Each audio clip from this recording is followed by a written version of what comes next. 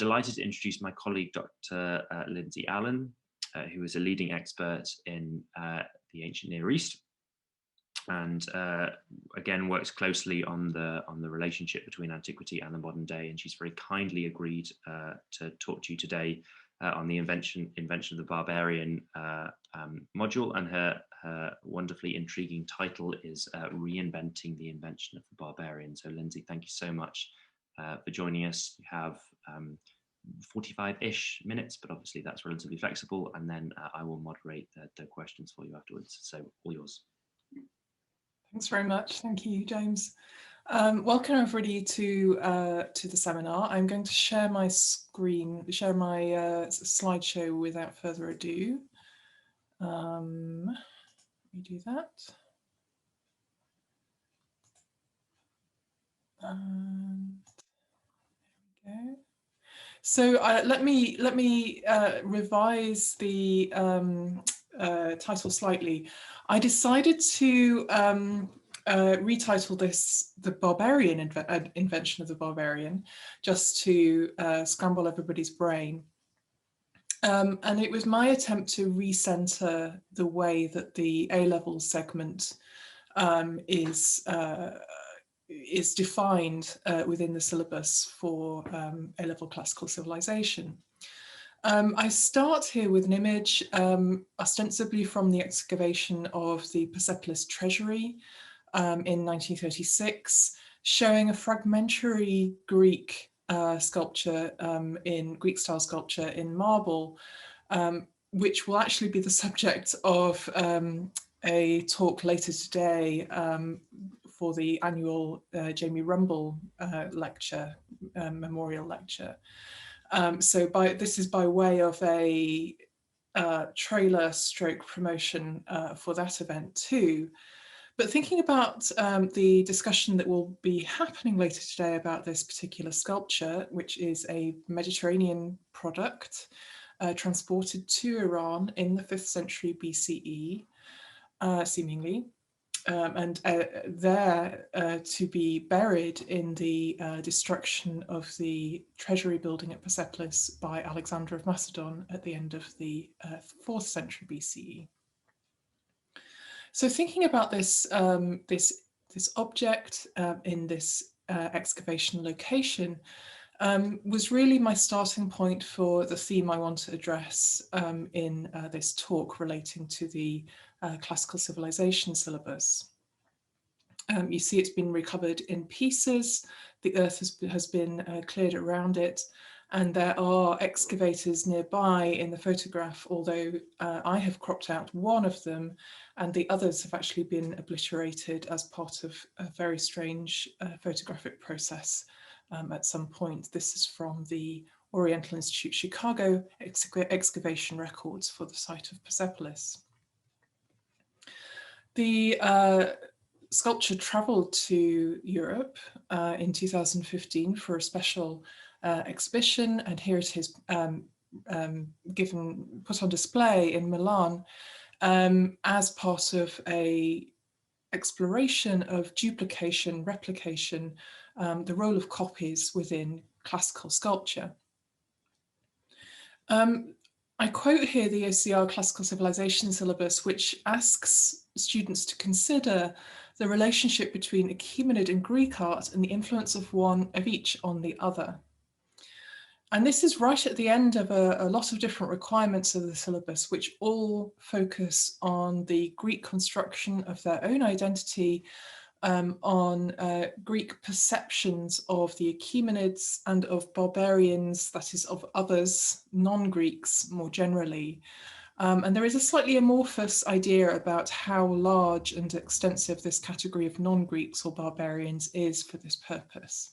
But the sort of more fixed point in the narrative of the syllabus is the Greek viewpoint. Now, I think that we've got to be slightly careful with the framing of this syllabus, because what it can do is both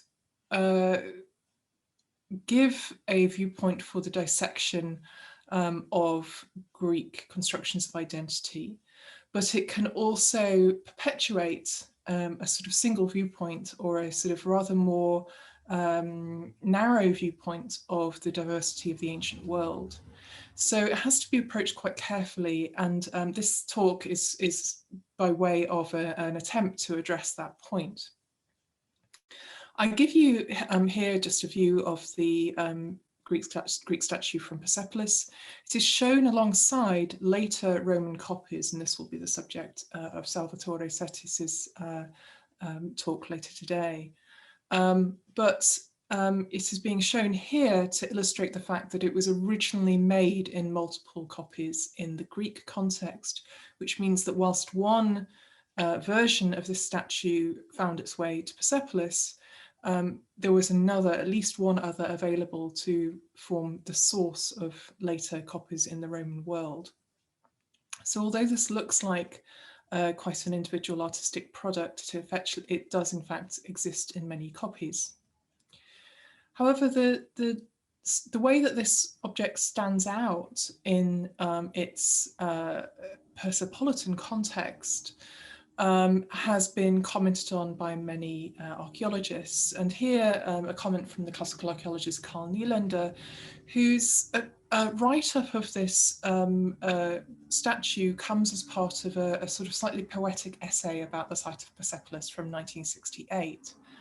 And I'm not sure how much he continued with this viewpoint on this statue, but his 1968 take on it is to romanticize the character of a Greek statue amidst the, as he sees it, or as he portrays it in that essay, the more rigid ranks of Achaemenid Persian sculpture surrounding it. So I quote here, "The curve of the broken neck suggests a head bowed in thought, and the fabric of her mantle falling in soft folds around her womanly form reveal a human creature in stone. I touch the large-grained Naxian marble, run my finger over the folds. This is ours." And those are the final words of his essay on this statue. There are two aspects that his characterization of the statue are bringing out here. The idea that there is a sort of self-reflection inherent in the communication, what the statue wants to communicate, and also that there is a sort of there's more humanity somehow in the naturalistic style than there is in the other stone figures around it. He mentions the folds, and then he goes all in for an identification of ours, and what is ours in this case, or perhaps he means the Hellenic heritage. And I just want to say, I had hoped that we wouldn't get a police helicopter overhead whilst I presented, but I think we might just be getting a police helicopter. So my apologies if that comes through the microphone. By contrast, some of the more, let's say, vintage works of art history on the sculptures at Persepolis, the best known being relief sculpture within the architecture of the buildings, refer to their repetitiousness. So Arthur Upham Pope, writing in 1957, but encapsulating a series of thoughts that I think he'd had for a couple of decades, wrote that you could find at Persepolis a stout garrison of the immortals, represented on the great frieze with a monotonous iteration in the bas-reliefs. So again, what Pope is interested in characterizing here is the replication, the monotony, the sort of I want to say the the greater reproduction, the multiple reproductions of the human image in the architectural sculpture at Persepolis. And I give you here as an example of what he's, I think, in a very general way, referring to some rather small series of guards which are carved into the back sides, that is the inner sides of the parapets leading up into the Apadana, or the giant columned audience hall at Persepolis. So that if you're coming up the stairs just over there and on the left of the picture, you are following the line of these guards up onto the terrace. as I hope these two contrasting examples make clear, that the two kinds of sculptures that we're really dealing with here are very different classes of things. The bas-relief sculptures, which Pope is and others are stereotyping here, are architectural sculpture. Their function, their identity, their impact is all related to the space and the architectural form that they are attached to. Whereas the statue in the round, manufactured originally in the Greek world and transported to Persepolis, is actually much more of a unique treasure transported to the treasury building within a different section of the complex. So here I want to sort of pitch where I'll take this to kind of try to complicate this, what I think is a sort of regrettable tendency that the invention of the barbarian perspective can still perpetuate, to contrast the kind of characteristics of two types of architecture, art and architecture. And what I want to give you an outline of, or some instances of here, are the way in which this is really a united world. So one of the things, again, that the syllabus likes to emphasize for teachers and students is the idea that there is a binary application, a binary perception of the world being applied from Greek texts and Greek products on the rest of the world as a sort of mechanism of interpretation. But in fact, when we look closely at the source material, obviously, you find that you need to complicate that image and find a multi-centered world with multiple different identities in formation.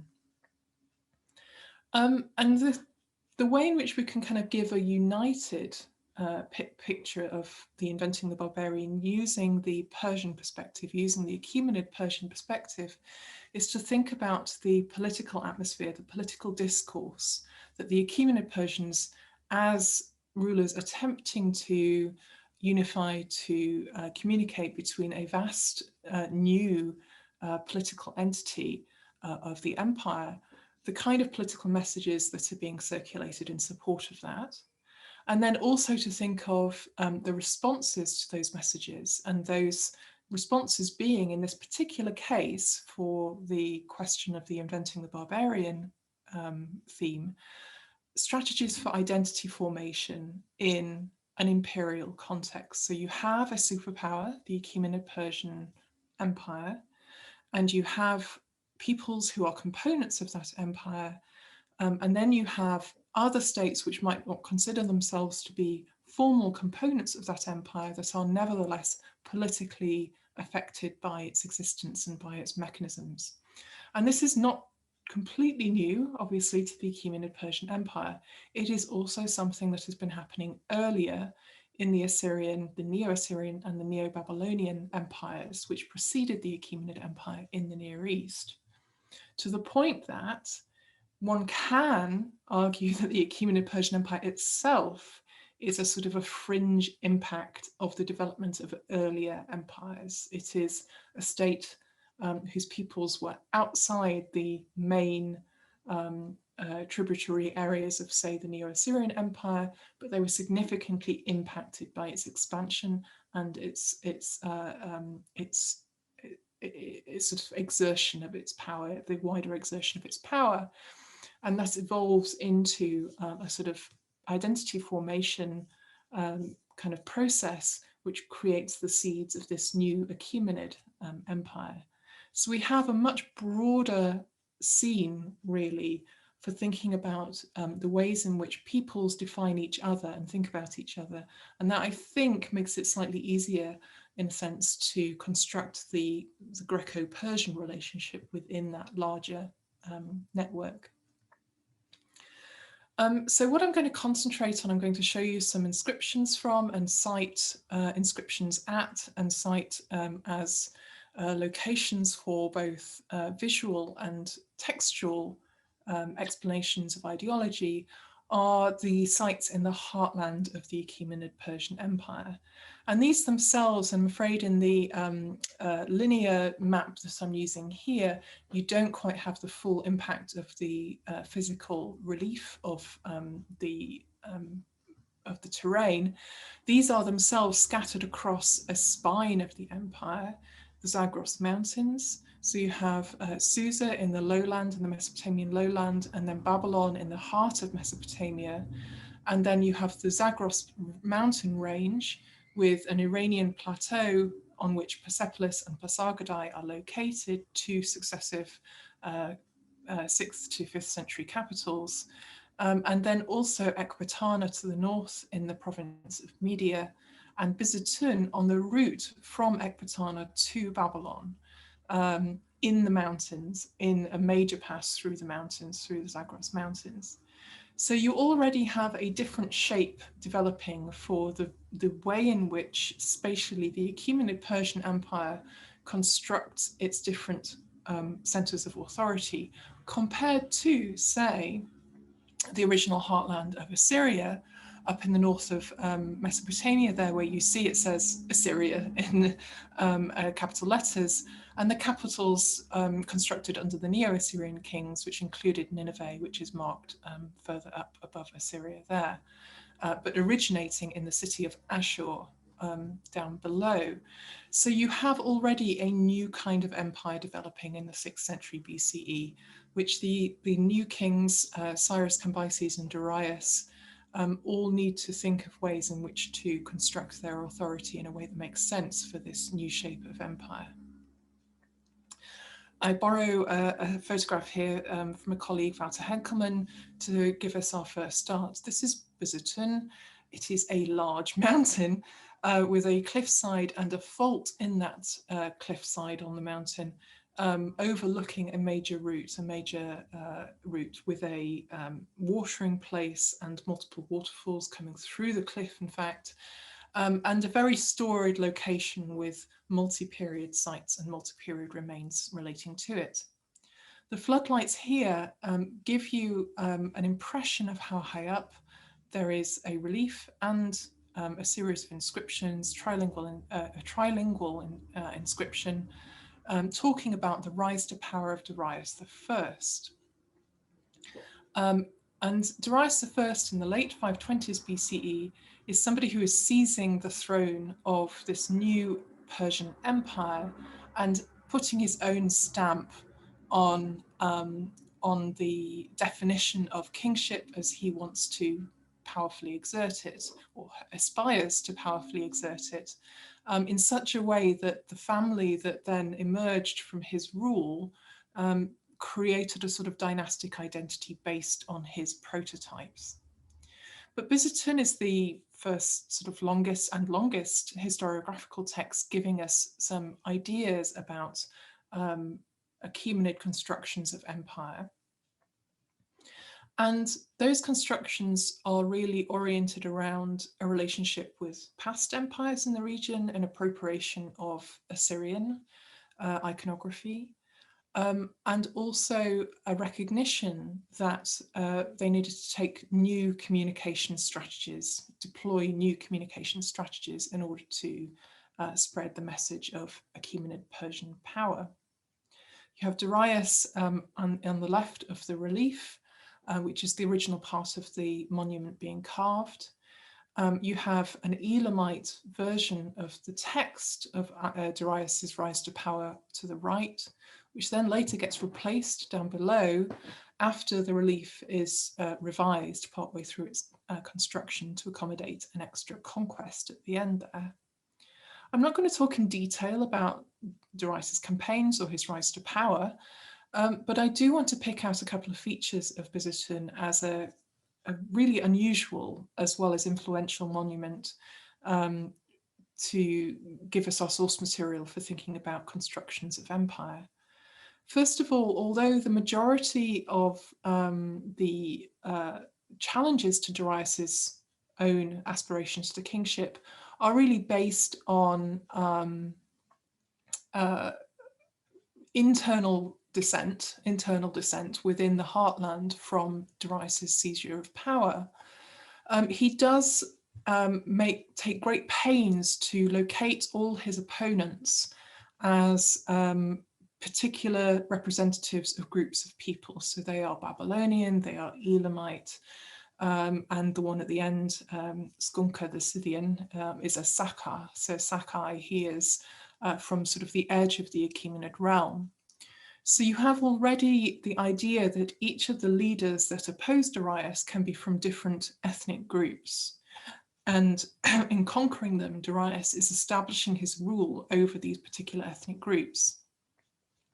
But not only that, but the whole of the empire is being defined as though it is all kind of composed of a mosaic of peoples. And that mosaic is defined from the top down. So these are large components. These are large groups of different ethnic categories, with the Yauna, the Greeks, Medes, Armenians, Cappadocians, Parthians, Strangianans, Bactrians, etc. So you have this sweep of an encompassing rule that takes Darius's power across the Eurasian continent, effectively. So you have a people-oriented, a group-oriented definition of the king's power in this new Achaemenid Persian system. I wanted to just show you a detail, and again, I owe this picture to Wouter Henkelman, of the lineup of the defeated kings that Darius displays with his main opponent, a person that he claims to be a pretender, Galmata, underneath his foot out of shot. I just want to mention that unlike the majority of later Achaemenid reliefs, these guys are very thoroughly annotated because the designers of this relief wanted there to be absolutely no doubt about the sort of itemization of Darius's main or most advantageous victories. But this application of labeling, which is quite an Assyrian technique in relation to narrative reliefs, is not something that really continues into other big relief designs in the Achaemenid context. And that issue is something I want to return to later. So I wanted to point that out with this view here.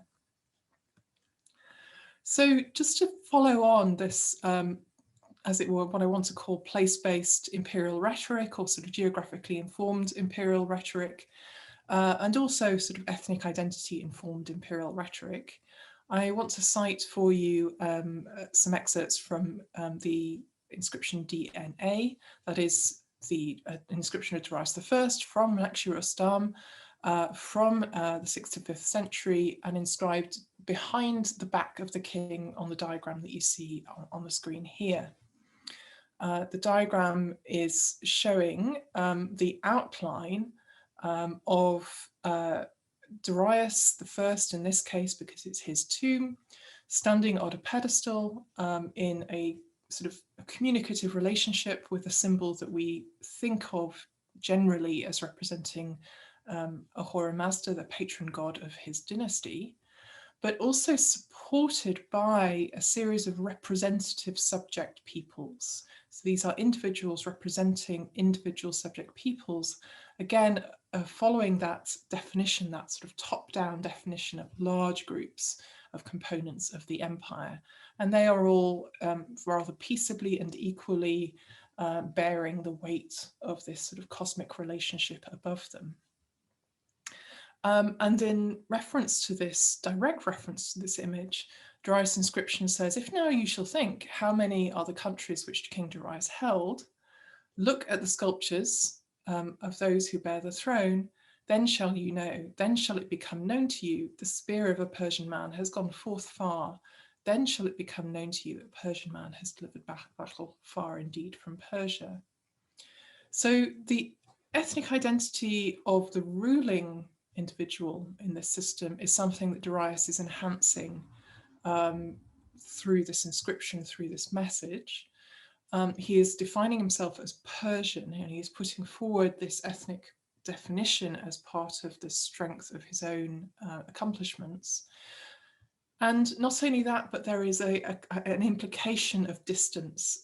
There is an idea that the Persian dominance is something that is being spread far and wide. Again, this is not completely new within imperial rhetoric in the ancient Near East. It is again a kind of sentiment that we find underpinning many accounts by the Neo-Assyrian kings of their own conquests around the fringes of Mesopotamia.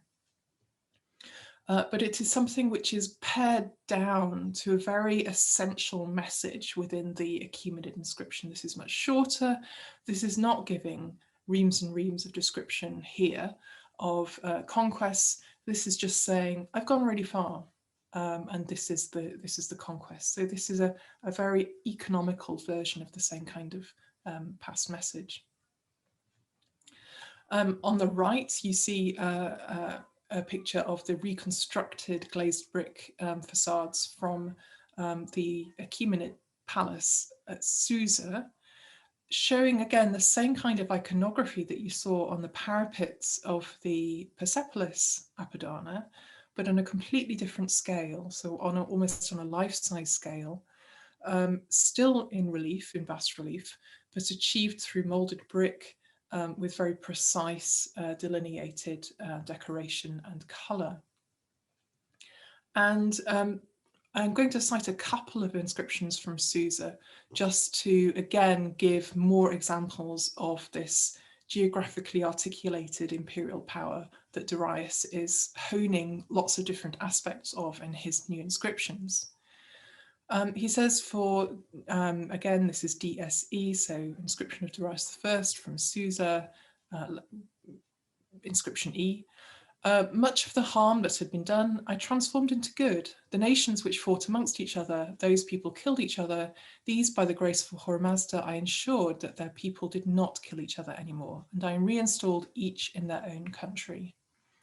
Again, this is an advance on existing imperial rhetoric that we find in earlier Akkadian texts for the Neo-Assyrian Empire and also for the Neo-Babylonian monarchy, where the restoration of good government under the correct king, under a legitimate king, can lead to greater peace, greater happiness for the population, and people are restored to their lands, their customary places. There is a sort of a peacefulness and a stability granted by the restoration of the proper legitimate king. But I do want to note that this also backs up the kind of image that you're getting from the tomb relief of Darius I, which gives an impression of ordered, peaceable, stable peoples. And of course, this is again all a top-down gloss. So where Darius says, I am, bringing peace to everybody, I'm sure we can dispute the truth of that image, but the message that is being transmitted far and wide or is being communicated is of this kind of with this content. A more famous inscription that's more often cited for this kind of point is the so-called Foundation Charter of Souza. And I do want to emphasize the idea that this is a text which is found on multiple oversize tablets, and I'm going to show you one in the next slide, an example of that. So although we call it a foundation charter, it does seem to be a very public and multiply copied document. And this again makes it different from perhaps earlier foundation texts of the Babylonian and the early Persian monarchy, which at least have a sort of a foundation-y form. They are conforming to a slightly more strict and slightly more traditional material format. But this is called a foundation charter because it so concentratedly addresses the issue of how Darius transformed Souza, possibly the first sort of major project of his rule, and also perhaps arguably a mechanism of subjection of any Elamite rebels, because what Darius is doing in reshaping the city of Souza is physically transforming a historic Elamite center. So the Elamites being one of the peoples who produced rival kings challenging Darius at the beginning of his reign. So this tremendously historic center, this tremendously historic urban center, then acquires this text which illustrates the physical reshaping, its physical reshaping. And I've skipped quite a lot of it here because I wanted to get to the sort of main point that's relevant to this theme today. But I did want to include the beginning, which says, "This palace I built at Souza. From afar, its ornamentation was brought downward. The earth was dug until I reached rock." So there is this completely fresh transformation. Darius is to a certain extent denying the historicity of this location. That's a little bit odd compared to some earlier sort of, especially within the Babylonian sphere, ideas that you always pay attention to the historic environment. You follow the guidance of the gods and you follow the guidance of what you physically find. This has been left by past kings. Whereas here Darius is saying, no, no, no, I'm completely refurbishing Souza. And as part of that refurbishment, Darius gives a list of contributions to that recreation of a new imperial capital. And I don't want to read out all of it here, but you get the idea that you have a particular source for particular objects or particular types of substance. Cedar timber being brought from the mountain of Lebanon. Again, something that happens within Neo-Assyrian imperial texts. So this is again not new. But this kind of rather sparse itemization is a sort of efficient adaptation of that genre. You've got gold from Lydia, from Bactria, from two different ends of the empire. Sogdiana, Chorasmia also supply their sort of characteristic rare substances. So it's important to see this foundation charter as not necessarily an itemized list that is accurate. These substances are themselves ideologically important and ideologically resonant. And this is again a sort of top-down image of the harmonious combination of different substances in order to create this new imperial palace. Darius continues, the silver and ebony were brought from Egypt, the ornamentation with which the wall was adored from Yana that was bought, the ivory which was wrought here was brought from Kush, from India and from Arachosia. The stone columns, the kind of things that really hold things up, they're from Elam. And the stone cutters are from the west, Yana and Lydians. Again, that might not be completely true. We have all sorts of individuals involved in manufacture according to the administrative tablets recovered from Persepolis, including actually Egyptians working on stone.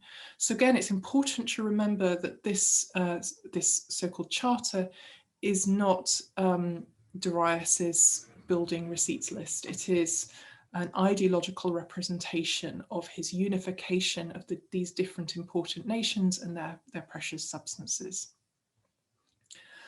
So all I want to sort of just carry on from this examination of the Souza Charter is that you have an ethnic attribution of qualities. You have specialist skills being attributed to these groups. I just wanted to fly back slightly to cite a prototype for a couple of different aspects that we're seeing in all of this ideological representation. And that is a 9th century obelisk of Shalmaneser recovered in the 1840s in Nimrud, that's ancient Kalu. And what this commemorates is mainly in its extended text form, the conquests of Shalmaneser III.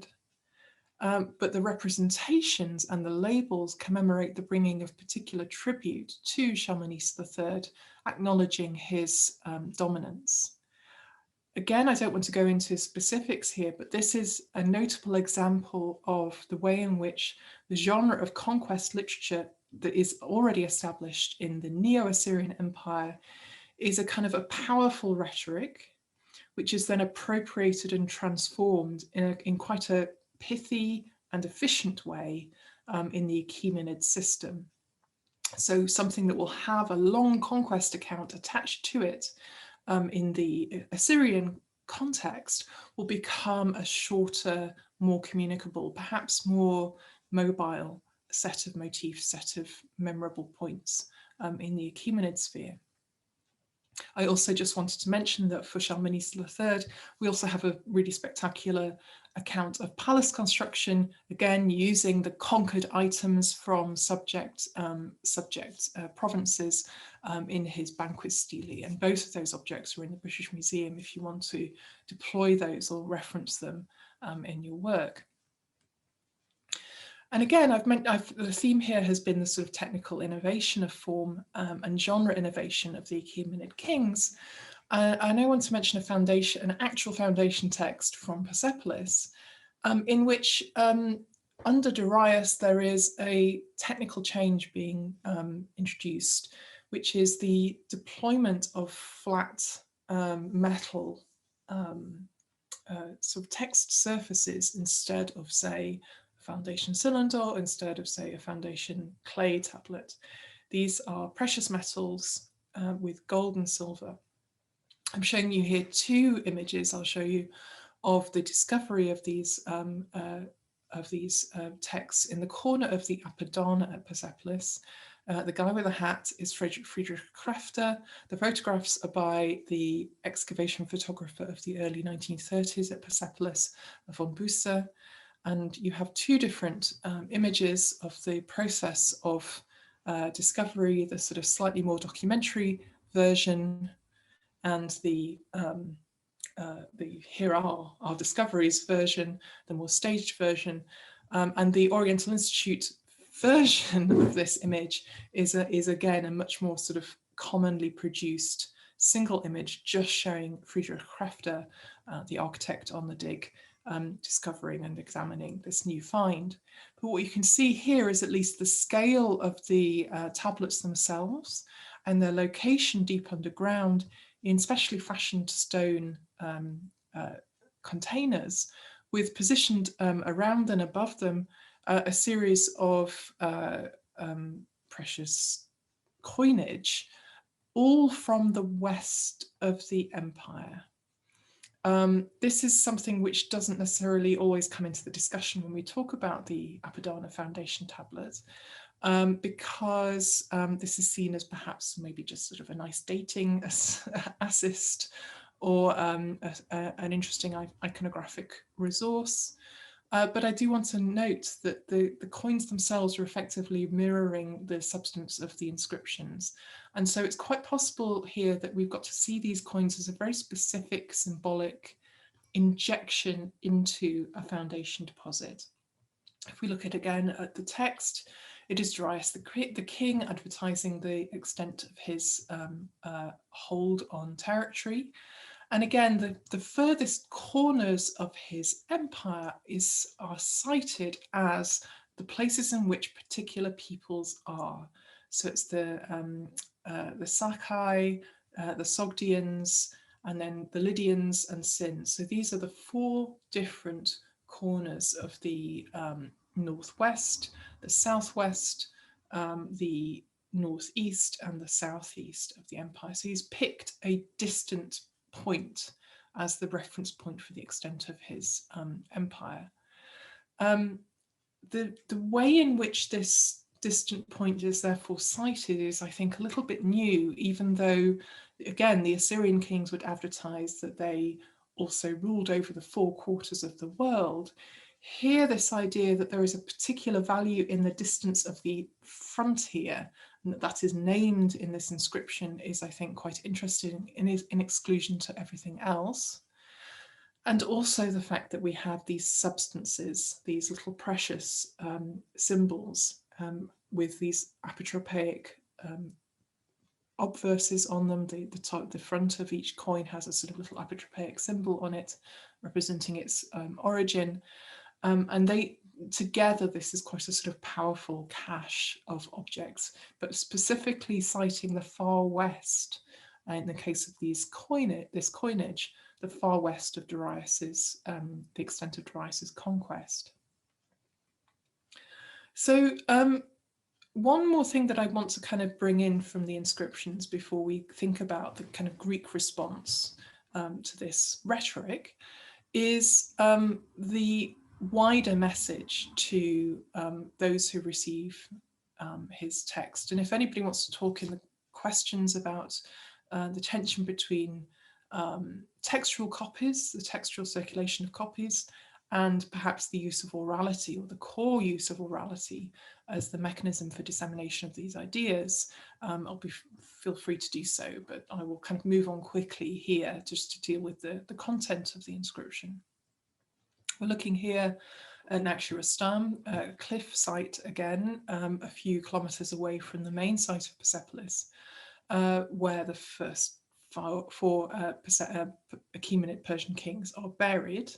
And on the right here is the third tomb of Darius.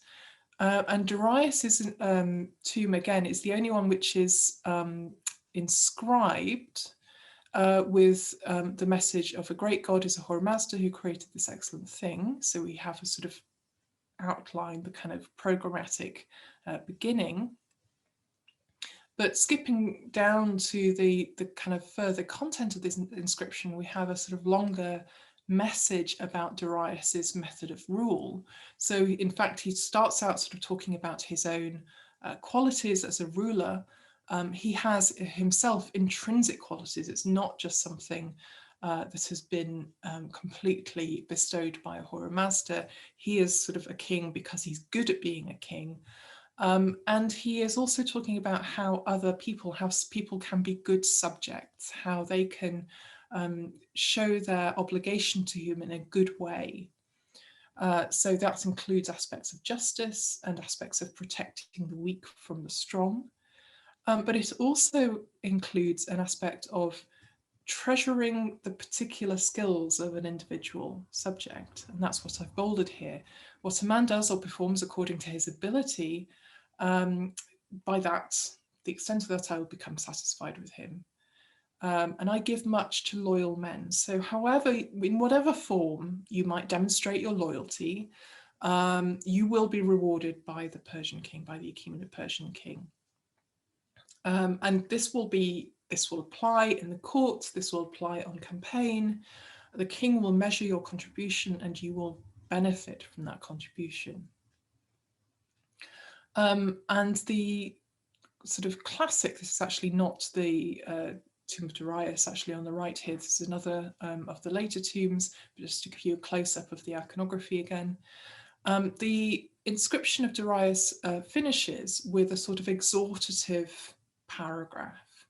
And this is again something that under Darius becomes a particular feature of Achaemenid Persian rhetoric, that there is a broadcast voice encoded in the content of the text. And again, this is an amplification of the use of inscriptions, royal inscriptions, for sort of long distance communication compared to earlier royal genres. So this is a direct address to the subject, vigorously make known of what sort I am and what sort my skills are.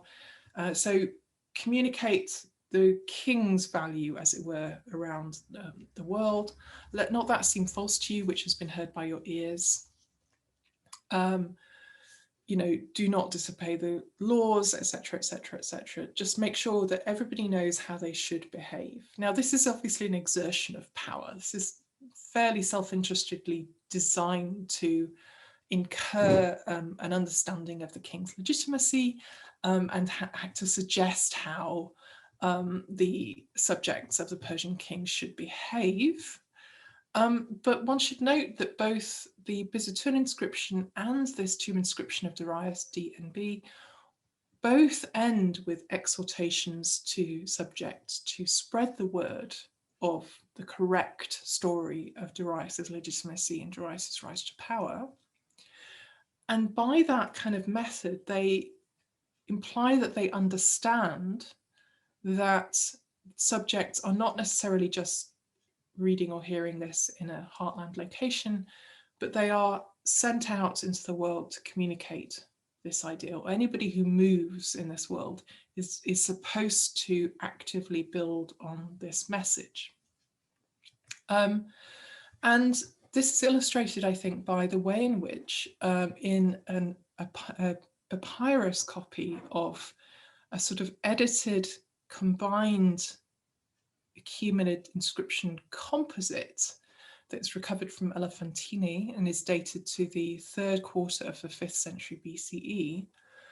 Most of that papyrus text is in fact a copy of the Buzatun inscription, illustrating how the Buzatun inscription retelling Darius's rise to power is copied in written form into other languages, this one in Aramaic, and sent around or actually copied in situ at distant points of the empire.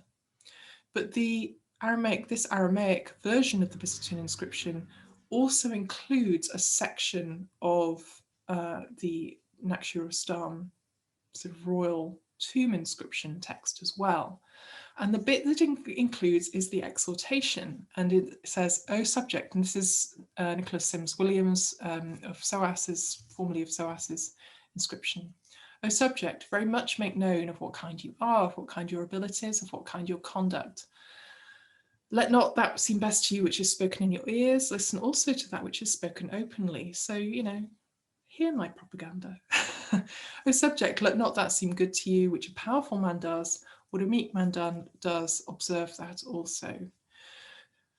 There are extra lines following this that seem to address the sort of internal state, the internal happiness of the subject, but they're too fragmentary really for me to want to include and discuss here.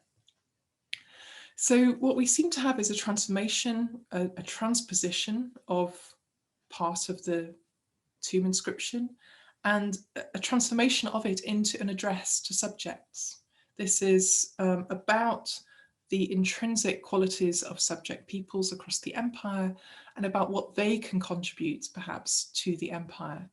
And here, this is a kind of halfway point between the call of the Achaemenid kings putting out their message of legitimization, spearheaded by Darius, but it's also a sort of staging post in the 5th century BC, long after Darius's death, to this idea of a response to what is the conversation that the Persian kings are really trying to start with their political rhetoric. And here I just want to cite a couple. Now there's lots of these, but I do want to just cite a couple of things which I feel work with this idea as a sort of part of that conversation. What one tends to often find across actually more than one language, so also in the really fantastic funeral inscription of Oja-Haresnet, an Egyptian courtier who served multiple Persian kings, but also in multiple Greek texts, is the idea that you have individual people, individual subject representatives, individual representatives of particular peoples within the empire, who then speak for their people and interpret their people to the Persian king. So because of this huge new geographical sweep of imperial control under the Achaemenid Empire, you have an additional social mechanism which is being encouraged as a way to create a link, create a route of communication between subjects and king. And so although this is just Herodotus, Herodotus is pretty good at taking these aspects of an imperial mechanism and turning it into a slightly satirical take on that positive mechanism. Here with Cyrus is expanding in book 1 his imperial territories. He's just conquered Croesus and Lydia, and the Greeks are getting worried. In particular, the Spartans, the Lacedaemonians, are getting worried. So as Herodotus says, they sent up their most notable man, so the representative of the Spartans, Lacrynes, up to Sardis to Cyrus to declare to him the decision of the Lacedaemonians. Do not, they said, injure any single Greek city. We, the Lacedaemonians, will not suffer to do so. As the herald made his proclamation, it is said that Cyrus asked of those present, who among those Greeks were these Lacedaemonians? How many of them are there? And how should they make such a speech as this to him? So this turns into a joke at the spot, or the Greeks' expense in Cyrus's viewpoint. He then starts to insult, well, like, why should I believe any of these guys who cheat each other in their agorae, in their marketplaces? But again, that is in itself supposed to be a bit of a joke in the future against Persian kings in general, because they will, to use the technical term, get their ass kicked by a Greek army later on in the same narrative. So, so you have this incident which plays on the idea that you have a subject people representative, this individual subject people representative, who will go up to the Persian court and will speak for his people. And this repeatedly turns up. This turns up for later 4th century narratives about Themistocles, which then turn up in Plutarch's biography of Themistocles. And it also turns up throughout Herodotus as well. I want to cite a sort of slightly later example of this kind of thing that's a little bit more politically straight. So Xenophon, being an exiled Athenian, who is effectively a sort of valuable, skilled expat who wants to be hired for his military skills and his diplomatic skills, is hired by a Achaemenid Persian governor, a satrap, and a member of the royal family in Asia Minor, and that is Cyrus the Younger, the king's brother, the brother of King Artaxerxes II. This is a little bit outside the period of the sort of inventing the barbarian syllabus, but this actually is relatively close. This is relatively close to the context for example, Herodotus's formulations of the same kind of court narratives. But what Xenophon is reproducing in his kind of praise of Cyrus, who is trying to challenge his brother for the kingship, is the idea that there are a set of behaviors that an ideal king will adhere to, and that itself is a direct appeal to all the different subject peoples around the edge of the empire. So in this short excerpt, but the rest of this is at the end of book 1 of Xenophon's Anabasis, is worth a read for the whole context. Sorry for the typo in the middle of this where I've put subalterns instead of subalterns, that's a new one. Generals and subalterns alike came to him from across the seas, not merely to make money, but because they saw that loyalty to Cyrus was more profitable investment than so many pounds a month. Let any man whatsoever render him willing service, such enthusiasm was sure to win its reward. And so Cyrus could always command the service of best assistance, it is said, whatever the work might be. So here we have the principle that is articulated in the royal inscriptions that you must contribute according to your own skills and according to your best ability. This will all kind of pay through to your reward.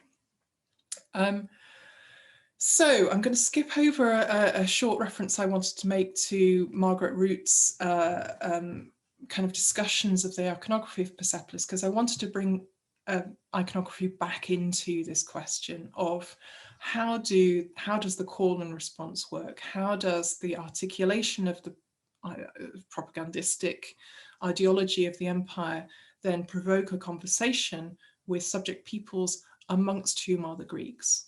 And this is something that Margaret Root has explored in relation to the depiction of the Ionians within a subject people array, this kind of even ranking of individual peoples, which shows them all in precise compartments, in peaceable compartments, all contributing according to their own values and virtues to the Persian kingship.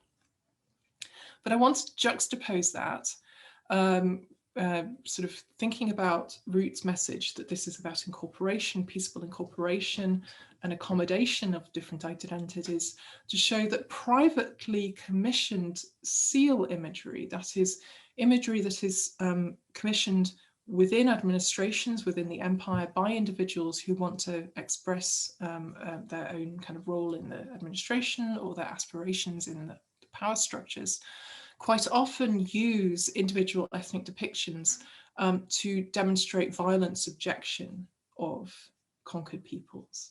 So it's not all fluffy.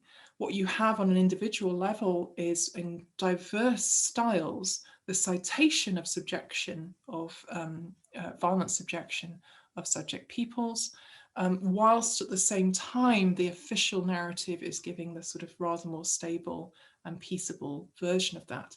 But they both partake of the same idea that you can evoke a specific person's identity by their dress, by their self-identity, by their expression of their identity within a scene, and then subject that personification, that stereotype, to a particular narrative, either a peaceful narrative or a violent one.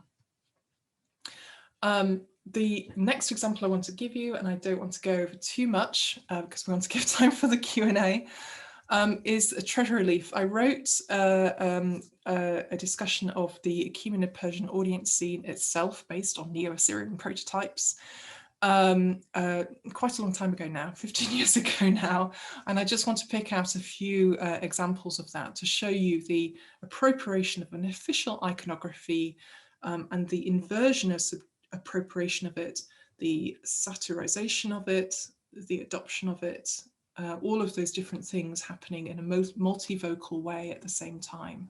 So this is not about stylistic influence between cultures. This is about political messages being understood via iconography and being appropriated via iconography. These treasure reliefs depicting the Persian king once stood at the facade of the Apadan, the columned audience hall at Persepolis. But here they were removed to the treasury, the sort of more exclusive space in the 5th century BCE.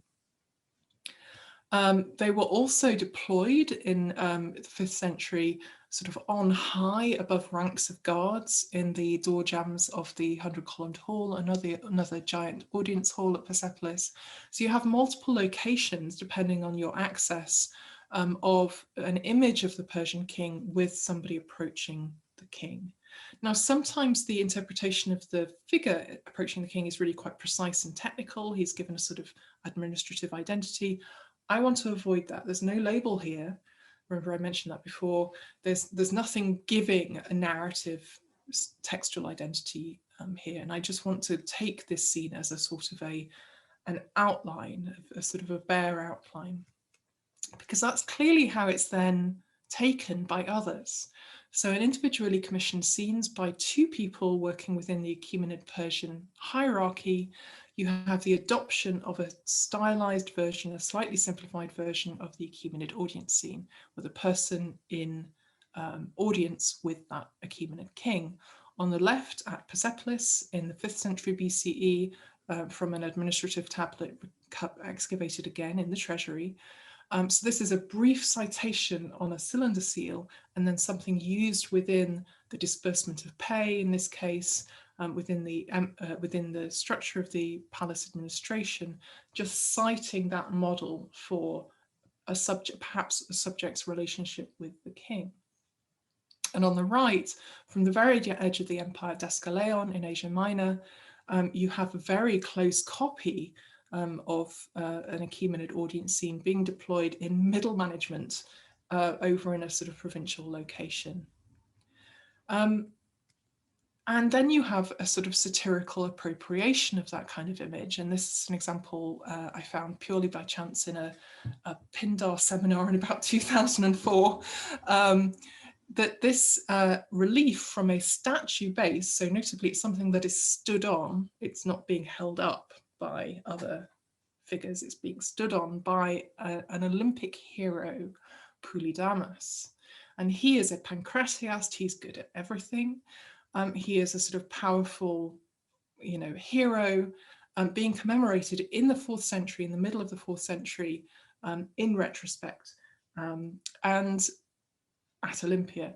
And one of the faces of this statue base shows his audience with the king, in which he is super rude. He's turning his back to the king is frightened, and he's also assaulting one of the king's attendants. So this is kind of an infraction, an inversion of an audience scene, but it still uses the audience scene. It's still using that prototype framework.